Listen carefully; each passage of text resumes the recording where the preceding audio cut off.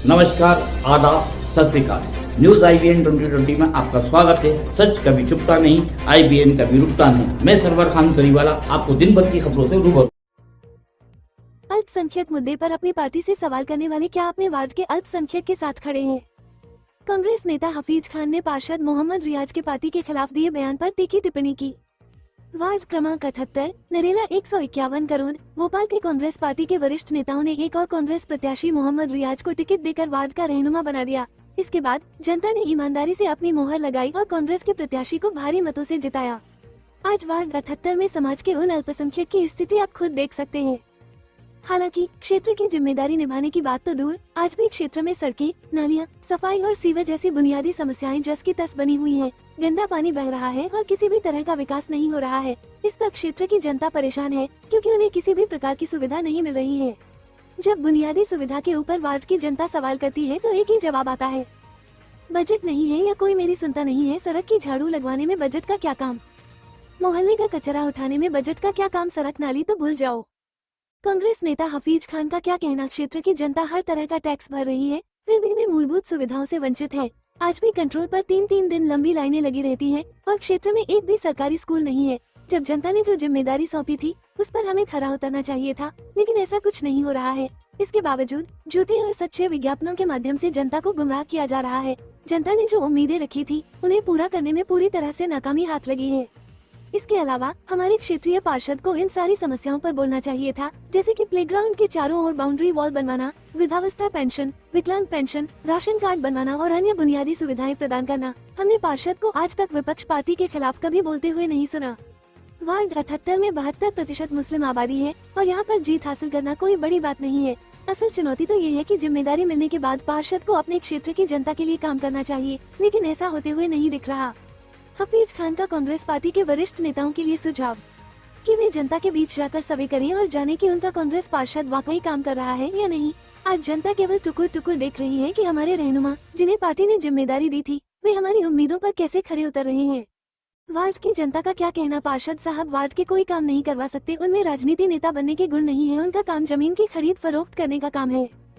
अगर आपको जमीन खरीदने बेचने का कोई काम हो तो आप बता सकते हैं, वो 100 हो जाएगा। अफवाह का बाजार गर्म, मोहम्मद रियाज के द्वारा अपनी पार्टी को कटघरे में खड़ा करना, जिस तरह से अपनी पार्टी के खिलाफ बयानबाजी करना राजनीति में उस अटकलों को बल दे दिया है। जल्द मोहम्मद रियाज कांग्रेस पार्टी को अलविदा कह सकते हैं। बीजेपी से बढ़ती नजदीकियां किसी से छुपी नहीं है। सवाल क्या एक बार फिर करोड़ के कांग्रेस पार्षद बीजेपी में नजर आएंगे? जिस तरह वार्ड 77 के पार्षद कमरुद्दीन ने इसी तरह कांग्रेस के ऊपर पक्षपात के आरोप लगाते हुए बीजेपी की सदस्यता ली थी, ये बात अलग है। चंद दिनों में उनका मुंह बंद हो गया और वो दोबारा कांग्रेस में आ गए, जिसे जनता ने वॉशिंग मशीन की धुलाई फॉर्मूला बताया था। आज ऐसा ही कुछ अफवाह का बाजार गर्म होता दिखाई दे रहा है। एक बार फिर वॉशिंग मशीन की धुलाई नजर आ सकती है। और जी अपना नाम बताइए। हफीज खान, हफीज खान, वार्ड क्रमांक 78, नरेला में निवास करता हूँ। सर आप एक कांग्रेस पार्टी के, यहाँ के कांग्रेस पार्टी से के नेता भी है और एक अच्छा कार्यकर्ता भी है। अभी एक जो बयान आया है जिस पार्षद रियाज साहब का कि अल्पसंख्यकों के साथ न्याय नहीं हो रहा है और इसकी वजह से वो आगे भविष्य में पार्टी भी चेंज कर सकते हैं, उस बारे में आप क्या कहेंगे?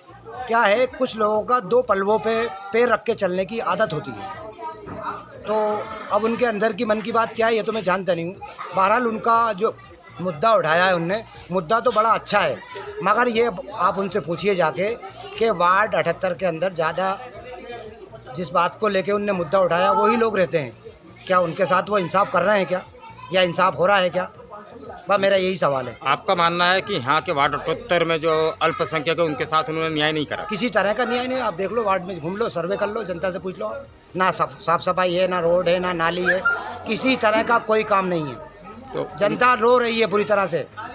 उनका तो कहना है कि यहाँ पे बहुत काम हो रहे हैं। अभी जो बजट पास हुआ है, तो जो नगर निगम से बजट पास किया गया है और पार्षद का, तो पूरा पार्षद निधि का जो पैसा है उन्होंने पूरा वार्ड में लगाया। वार्ड में कहाँ लगाया आप चेक करिए, जानकारी लीजिए, छानबीन करिए। हमारे यहाँ तो आज से 4-6 महीने पहले यहाँ वो गिट्टे डलवा गए, तो इस गिट्टे को लेके बच्चे गिर रहे हैं। मेले में साफ़ सफाई लोग कर लेते थे अपने अपने घरों के सामने, आज वो भी नहीं कर पा रहे हैं। और इसी को लेके ये धूल बार बार लोगों के घरों में घुस रही है। महिलाएं जो है झाड़ झाड़ के बहुत ज़्यादा परेशान हैं। उनका एक कहना ये भी है कि हफीज़ खान जी अपने ही मोहल्ले की एक आवाज़ उठाते हैं, बाकी मोहल्ले के वार्ड 78 के किसी भी महल्ले की मैं तत्काल आवाज़ उठाता हूँ और तत्काल जो भी मेरे लायक काम होता है मैं हमेशा कराता हूँ। वार्ड के सर्वे कर लो आप, वार्ड की किसी भी महल्ले में जाके आप मालूम कर सकते हो। आप इस बारे में क्या कहना चाहेंगे जो अफवाहें चल रही है कि जिस तरह से पहले यहाँ पे पार्षद हुए थे कमरुद्दीन साहब, उन्होंने भी कुछ इस तरह की बयानबाजी की थी, इसके बाद बीजेपी में चले गए थे, तो क्या इनकी बयानबाजी को ये सोचा जाए कि ये भी पार्टी में दूसरी पार्टी इसको लेकर मैं कुछ नहीं जानता। मैं तो सिर्फ ये जानता हूँ कि कुछ लोगों की आदत होती है दो पलवों पे पैर रख के चलने की। वो ऐसा लग रहा है कि हो सकता है सामने वाले का जहन में कुछ चल रहा हो। बहरहाल यहाँ अल्पसंख्यकों के साथ वार्ड क्रमांक 78 में किसी भी तरह का उनने इंसाफ नहीं किया है। यहाँ के आप क्षेत्र में जनता से सर्वे कर लो, आप किसी भी भाई से पूछ लो, आपको दूध का दूध पानी का पानी आपके सामने हो जाएगा। चलिए सर, थैंक यू सर। हमारे चैनल को शेयर, लाइक और सब्सक्राइब करना ना भूलें। बेल आइकन दबाएं, हमारे चैनल को सब्सक्राइब करें और लाइक करें।